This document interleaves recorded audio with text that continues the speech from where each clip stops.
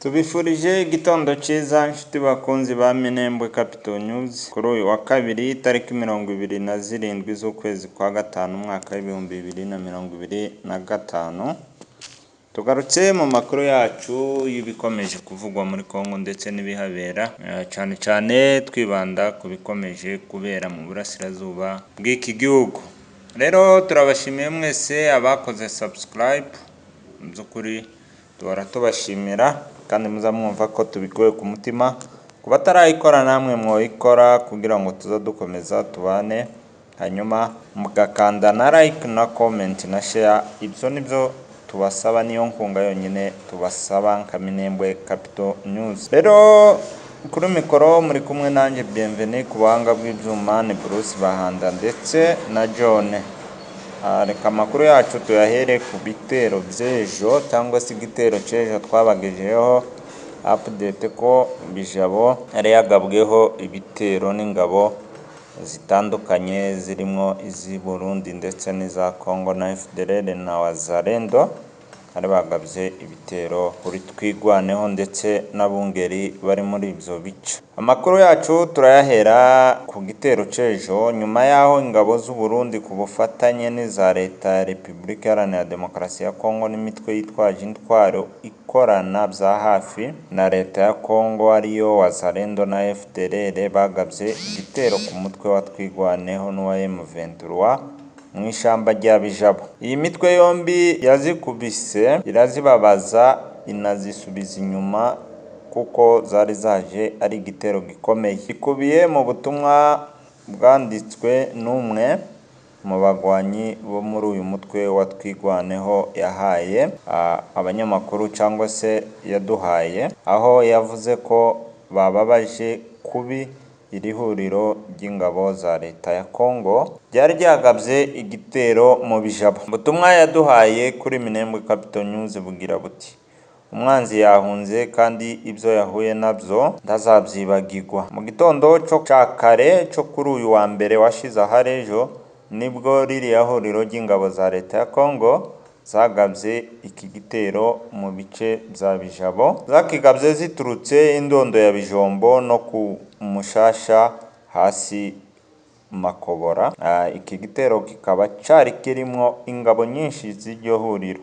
Izi ngabo zagabye ziturutse za Makobora ndetse n'indondo ya Bijombo. Ihangana ryabaye rikomeye cyane hagati y'impande zombi, ryamaze amasaha 2 gusa, maze birangira iri huriro ry'ingabo za leta ya Kongo rineshejwe cyangwa se ririshijwe imbaraga, riranahunga cyane kuko buriya butumwa n'ubundi bwakomeje bubivuga. Bijabo yagabwemo iki gitero ni ishyamba riherereye mu cyo hagati cyangwa se mu misozi miremire ahakunze kwitwa mu cyo hagati Imurenge muri teritwari ya Fizi mu ntara ya Kivu y'Amajepfo. Hari amakuru avuga ko iri shyamba ribamwo ibirindiro bikaze by'imitwe wa Twigwaneho ndetse n'uwa M23 nubwo ntacyo iyi mitwe irabivugaho. Ibyo bikaba biri mu butumwa iri huriro ry'ingabo za leta ya Kongo riheruka kuvuga cyangwa se ryavuze ko iri shyamba ririmo ibirindiro bikomeye by'aba bagwanyi, ari nayo mpamvu bashakaga kuja kubisenya cyangwa se kubifata, ariko ntabwo byabakundiye kuko baje kurushwa imbaraga n'iyi mitwe, umutwe wa Twigwaneho ndetse n'uwa M23. Tunyarukire n'ubundi mu burasirazuba bwa Kongo niyo tukiri. Ku munsi w'ejo twababwiye ko wahoze ari perezida wa Kongo Joseph Kabila Kabange yamaze kugera i Goma. Joseph Kabila Kabange wahoze ari perezida wa Kongo yageze i Goma mu burasirazuba bw'iki gihugu agenzurwa n'ihuriro rya AFC M23. Ni amakuru yatangajwe n'umuvugizi w'ihuriro rya AFC M23 Lawrence Kanyuka akoresheje urubuga rwa X rwahoze ari Twitter. Yagize ati: tumwifurije ibihe byiza mu bice byamaze kubohorwa n'ihuriro rya AFC M23. Aya makuru kandi yemejwe n'umuvugizi w'umutwe wa M23 mu bya gisirikare Lieutenant Colonel Willy Ngoma kuko nawe yagize ati Joseph Kabila umusirikare wa rubanda turamwishimiye mu mujyi wa Goma. Colonel Nanga akuriye iri huriro rya Alliance Fleuve Congo AFC yavuze ko yishimiye kugaruka kwa Joseph Kabila mu gihugu cye. Yahisemo neza aho kuguma mu buhungiro, yongeye aragaruka. Yongeraho ati Kabila tumuhaye ikaze i Goma. Ukwezi kwa kane uyu mwaka turimwo wa 2025 ubwo hadukaga ibihuha ko Kabila yageze i Goma, ubutegetsi bw'i Kinshasa bwahise butangiza ibikorwa byo kumukurikirana mu butabera ndetse busaba ko imitungo ye ifatirwa. Yaba Kabila cyangwa ishaka rye rya PPRD barabinenze cyane kandi bagaragaza ko bihutiyeho gufata ibyemezo bagendeye ku bihuha. Kabila ageze i Goma mu gihe muri kiriya cyumweru gishize Sena ya Repubulika Iharanira Demokarasi ya Kongo yamwambuye ubudahangarwa bwo kuba umusenateri ubuzima bwe bwose. Bwari ubusabe bw'umushinjacaha bwa gisirikare bwifuzaga guhita bumukurikirana ku byaha birimo ubugambanyi no gufatanya n'umutwe wa M23. Kuregwa n'ubushinjacaha bwa gisirikare byakurikiye ibyatangajwe na Perezida Felix Tshisekedi mu kwezi kwa kabiri uyu mwaka n'ubundi turimo. Yavuze ko Kabila ari we nyawe uri inyuma y'ibibi byose biri kubera mu burasirazuba bwa Kongo. Amushinja gufatanya n'umutwe wa M23. Kabila mu kumusubiza mu kwezi kwa gatatu yavuze ko iyo aza kuba ari we utera inkunga umutwe wa M23 ibintu byari kuba bitandukanye cyane n'ibyo bari kubona. Uyu mugabo yavuye i Kinshasa mu mpera z'umwaka wa 2023 avuga ko agiye muri Afurika y'Epfo ku mpamvu z'amasomo. Mu ijambo aheruka kuvuga yagaragaje neza ko agiye guhangana bya nyabyo.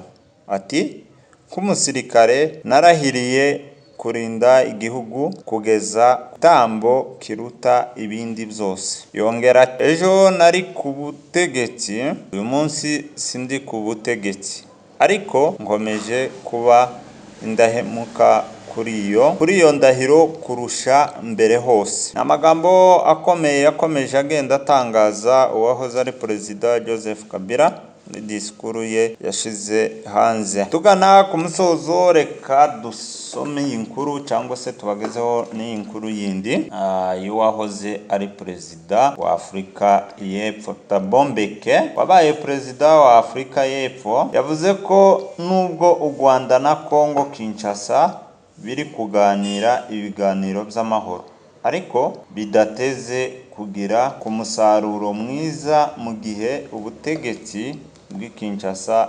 butaramenya neza ko igisubizo kirambye c'amahoro gushaka kuzava abanyekongo ubwabo. Uyu wabaye umukuru w'igihugu ca Afurika y'Epfo yabigarutseho ubwo yari mu kiganiro n'umunyamakuru Sofia Mukoena wo muri iki gihugu ca Afurika y'Epfo. Ikiganiro cagarukaga biganiro bimaze iminsi bikogwa kugira ngo uburasirazuba bwa Repubulika Iharanira Demokarasi ya Kongo bubone amahoro, aho habaga ibiganiro z'ubuhuza hagati y'u Rwanda na Repubulika Iharanira Demokarasi ya Kongo bihujwe na Washington DC, imiryango itandukanye yo muri Afurika ndetse na Qatar. Mbeki yagize ati yavuze ko ibiri gukogwa nta musaruro bizatanga mu gihe abanyekongo batarumva ko igisubizo kizava muri. Yagize ati kandi zishobora kumvikana leta zombi y'u Rwanda ndetse n'iya Kongo, leta ya Kinshasa n'iya Kigali zigahuza zigashira umukono ku masezerano. Ibyo nibyo byiza, ariko ntabwo byonyine bizakemura ikibazo kiri mu burasirazuba bwa Repubulika Iharanira Demokarasi ya Kongo. Ibi byarageragejwe na mbere hose. Nagiye kenshi mbwira abantu ko ikibazo cy'uburasirazuba bwa Repubulika Iharanira Demokarasi ya Kongo n'ibya mbere kuri Kongo ntabwo bikomoka hanze paka cyangwa se imipaka ya Kongo. Yakomeje avuga ko ku bw'ibyo Abanyamerika bamaze iminsi bakora zo gushigikira Kinshasa na Kigali guhura hamwe ntabwo bikemura ikibazo cya Repubulika Iharanira Demokarasi ya Kongo. Kiriya kibazo gikwiriye gukemurwa n'abaturage ba Kongo n'ubutegetsi bwa Kongo. Mu kwezi kwa kabiri uyu mwaka turimo wa 2025, Dar es Salaam muri Tanzania hateraniye inama y'abakuru b'ibihugu bigize umuryango wa Afurika y'Uburasirazuba EAC n'abo mu muryango wa Afurika y'Amajepfo SADC. Inama yaje kwanzura ko imigwano hagati ya M23 n'ihuriro ry'ingabo za leta ya Kongo ihagarara bwangu, kandi umuti w'ikibazo ugashakwa binyuze mu nzira z'amahoro, ndetse Repubulika ya Demokarasi ya Kongo ikagirana n'ibiganiro n'impande zose harimo n'uyu mutwe wa M23. Nyuma ibi nta musaruro byigeze bitanga, kuko kugeza n'ubu impande zombi zirahanganye, ziracakomeje imigwano ikomeye muri Kivu zombi, Kivu y'Amajepfo ndetse na Kivu y'Amajyaruguru. Mbeke abivuga ko mu gihe Joseph Kabila yageze i Goma mu gice kigenzurwa n'umutwe wa M23, ibyongeye kubyutsa umwuka mubi mu butegetsi bwa Kinshasa, mu gihe Qatar, Amerika n'umuryango wa Afurika yunze ubumwe bikomeje gukora ibishoboka byose bigarure umutekano mu burasirazuba bwa Kongo. Amakuru yacu turayasoreza aha gusa, reka duce mu ncamake y'iyi nkuru yatangajwe na Perezida wa Leta Zunze Ubumwe za Amerika ku Burusiya, aho yashinje mugenzi we Vladimir Putin kuba ibyo akora ari nk'ubusazi. Perezida wa Leta Zunze Ubumwe za Amerika Donald Trump mu burakari bwinshi yavuze ko Perezida w'Uburusiya Vladimir Putin ari umusazi kubera igitero ingabo ze ziheruka kugaba muri Ukraine. Hari mu kiganiro Perezida wa Amerika yagiranye n'abanyamakuru ari i Yerusalemu muri Israeli, aho yababwiye ko